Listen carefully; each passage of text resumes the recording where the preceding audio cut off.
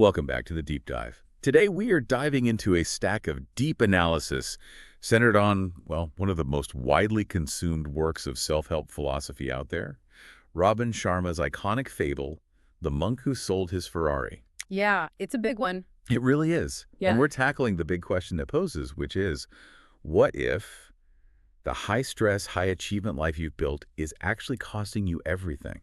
And what if true success lies in, profound simplicity?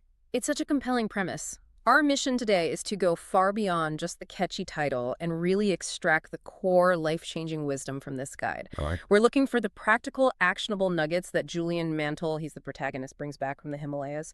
The ones that can genuinely shift your mindset, your habits, and just your fundamental understanding of what it means to live a successful life. And the power of the story is, it's how brutally relatable the starting point is. We meet this guy, Julian Mantle. He's a massively wealthy, high-profile litigation lawyer. Top of his game. Exactly. He had all the material markers of success, the private jets, the mansions that read Ferrari, but his inner life was a complete mess. He was just driven, stressed, and ultimately profoundly unhappy. Exactly. He was winning in the courtroom, but he was absolutely losing the battle for his own well-being. And it took a massive, really dramatic wake-up call, a heart attack, suffered right in the middle of a courtroom, to force him off that path. Wow. He didn't just quit his job, he literally disappeared. He abandoned his whole opulent life, sold everything, including that famous Ferrari, and just went on a quest. And when he reappears, he's not just wealthy in spirit. He's completely transformed. He's peaceful, vibrant, and ready to share these ancient principles he learned. And what's really crucial for you, our listener, is how effectively this all translates into the audio format. The material confirms that the narration is delivered in this calm, measured storytelling tone. It feels less like demanding self-help homework and more like a personal mentoring session.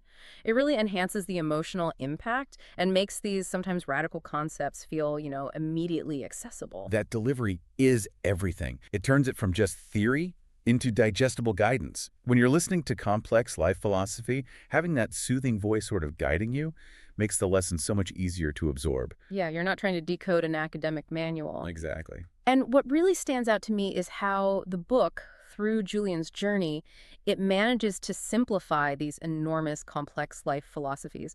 Sharma uses these really powerful metaphors and stories instead of just dry theory. Which makes it a great gateway book, right? Totally, especially for anyone seeking some mental balance, maybe after reading something super focused on habit formation, like Atomic Habits. It translates the esoteric into the actionable. So let's talk about the journey itself. Julian's quest takes him to these mythical Himalayan savanna monks, the sages of Savannah, who have preserved this ancient knowledge. Now, I have to ask, is this level of transformation, selling everything and disappearing to the Himalayas, is that really required to find peace? Or is that just the vehicle for the story? That's a great critical question, and it's certainly the narrative vehicle, but the material suggests the answer is a profound no. The point isn't the radical abandonment of the Ferrari. Okay. The point is the radical commitment to the principles. The book teaches that you can implement the Savannah wisdom in your daily metropolitan life. It's about carving out the mental space, not necessarily the geographical space. That distinction is so key.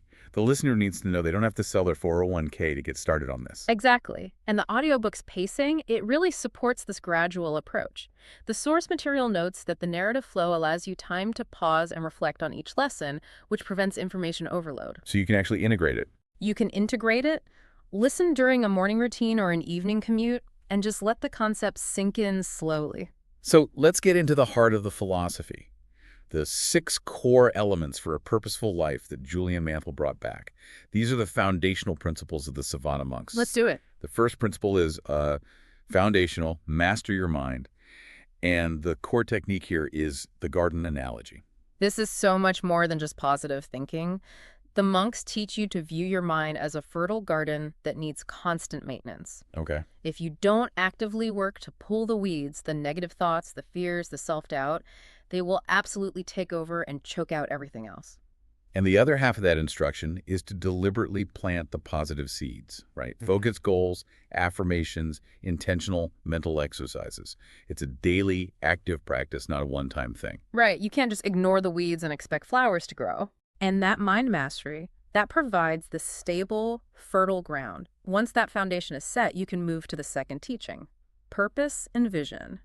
This is all about moving past living on autopilot. This is the intentional mapping phase, designing your own personal life blueprint. Our critique mentioned that we need to know how this is done, not just that it should be done. And the Savannah method involves visualization and clearly defined personal mission statements. It connects directly back to that mental garden. You can't plant seeds if you don't know what kind of structure you're building. The blueprint isn't some vague aspiration, it's a real commitment to your values. So how do you do it? Well, the material suggests using structured journaling and specific mental rehearsal to define what success looks like outside of material gain. What kind of person you want to be, which relationships you'll prioritize, what legacy you want to leave.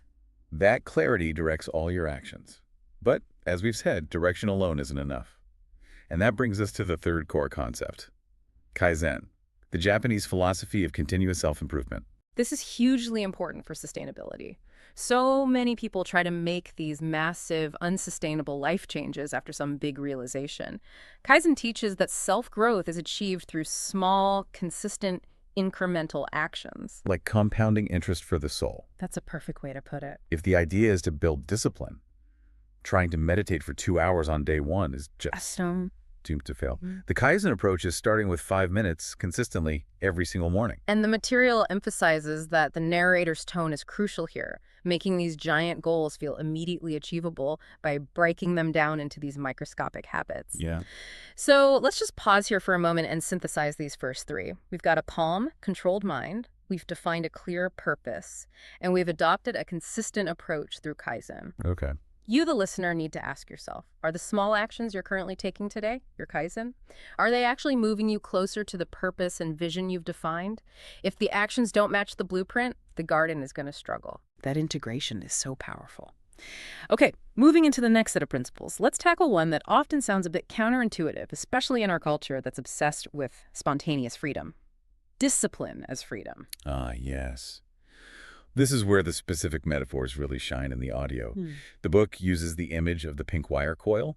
A lot of listeners might instinctively resist discipline. They see it as restriction or rigidity. I can see that. So explain the coil. What does it symbolize for the monks? So the pink wire coil, when it's fully coiled, it contains immense potential energy. It's tight, structured, and ordered.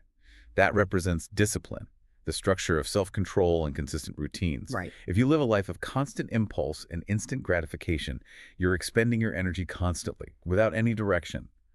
The coil shows that by containing and structuring your energy through discipline, you build up massive power. And that power gives you the freedom to choose your life, rather than just reacting to it. So the structure liberates you from impulse and indecision. It's a firm message, but the narrative style, it ensures it comes across as comforting because the promise is true peace. Exactly. Discipline isn't a cage. It's the foundation that holds the entire structure of the purposeful life together. Following closely on that is the fifth teaching, time mastery. I mean, if you have a blueprint and the discipline to follow it, you need the asset to execute it. The monks reinforce that time is your single most precious asset. And this teaching prompts a pretty brutal reassessment. The Savannah philosophy urges a profound commitment to using time for what really matters. It forces you to prioritize the high-leverage activities that align with your purpose and vision blueprint. It's the difference between being busy and being productive in service of your purpose. Precisely. If you waste time, you are wasting your life. And the calm delivery of that stark truth is what makes it so impactful in the audio. When you combine the realization that time is precious with the constant forward motion of Kaizen, you inherently stop wasting energy. You focus on what directly supports your purpose. It's efficiency guided by wisdom. That's it. And finally, the last core teaching, serving others. This feels like the capstone that turns all this internal transformation outwards. It emphasizes kindness, compassion, and actively adding value to others. This final principle is what provides the external meaning. The material suggests that true, lasting happiness is often found not in accumulation, but in contribution. Julian Mantle's transformation wasn't really complete until he committed to sharing this wisdom. The monks teach that by serving others, you ensure your own spiritual and emotional fulfillment. It's the ultimate feedback loop. Discipline leads to time mastery, which allows you to serve, and that service reinforces your internal peace. That ties the personal transformation back perfectly to the collective good. Okay, so we've covered the 6 principles. Let's shift focus now to the major takeaways, the real aha moments that stick with you long after the audio ends. For me, the biggest takeaway is the crucial distinction Julian Mantle had to learn the hard way: the definition of success. Yeah. The monks teach that happiness is internal. It's a state of being you cultivate through discipline, and it is not dependent on material success. He had the Ferrari, the wealth, the fame, and yet he was dying inside. Success without peace is not true success. Not true success. Mm. That's a radical restructuring of the capitalist definition of achievement. The central call to action here, drawn from all 6 principles, is to live intentionally, not on autopilot. Yes, your daily habits ultimately shape your destiny. And living intentionally means rigorously applying the garden analogy and that pink wire coil concept. The purpose isn't just to maximize productivity. It's to cultivate a calm, focused, disciplined mind that is capable of being present and peaceful regardless of what's happening externally. Exactly. So considering how many people feel stressed, directionless, or just perpetually overworked, who needs to seek this wisdom out right now? Honestly, anyone currently embodying Julian Mantle's former self, the overwhelmed executive, the stressed student, the parent trying to juggle way too much. It's also essential for professionals who have achieved career success but find themselves lacking balance. Or anyone just starting their journey? Exactly. Anyone seeking deep, integrated spiritual growth. It serves as such an excellent introduction to these concepts because it makes the profound feel like an achievable story. It sounds like a genuine, powerful transformation packaged in a deeply engaging narrative form. It's that synthesis of the emotional connection through the story and the concrete, actionable principles like the garden, the blueprint, the pink wire coil that makes it so effective. It's not just a collection of, nice ideas. It provides a real framework. It offers a shortcut to understanding how to move from a life of constant external reaction to a life of internal, purposeful creation. A perfect shortcut for the curious learner who knows they need structure but also needs the story to make it all stick. That wraps up our deep dive into Julian Mantle's transformative journey to Savannah. And as we conclude, let's leave you with one final provocative thought to consider, building on everything we've talked about. If Julian Mantle's ultimate lesson was that happiness is cultivated internally through consistent habits, how does embracing the concept of discipline as freedom, symbolized by that pink wire coil, fundamentally change the way you define true success in your own life? Is success about maximizing external achievement, or is it about maximizing internal peace? That's what you should be mulling over as you take your next intentional step forward.